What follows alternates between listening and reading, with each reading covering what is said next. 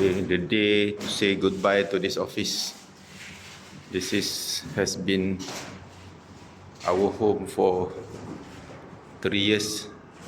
The home of Green Pacers Sdn Bhd for 3 years.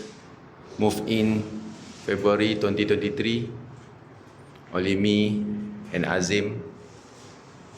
Then followed by Anwar. And then followed by Akil.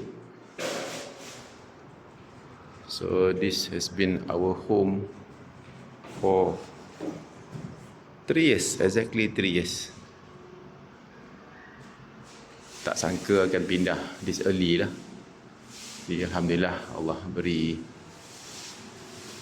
pemudahkan urusan, then the things is getting better.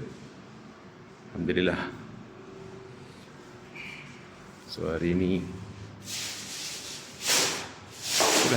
cuma terasa lah kan, this is the first ever office, my own office lah. First, I never thought I'm going to run a business. I thought I started a company just to be freelance. Somehow I never thought I'm going to have my own office. And then I never thought I have to move that fast. Moving to new office now will be this year. Kan ada 8 of us by March 9, and I have to move that fast. Itulah, Alhamdulillah, syukur kepada Allah dengan segala nikmat yang diberikan. I'm bersyukur sangat, and thank you to all my staff who join me and going with me in this journey untuk membangunkan Green Pacers Sdn Bhd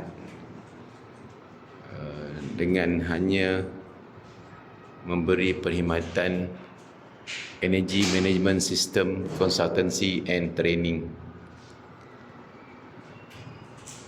Alhamdulillah. So last day here, we are moving to new office for Green Pacers. So Green Pacers will have the new home, insyaAllah.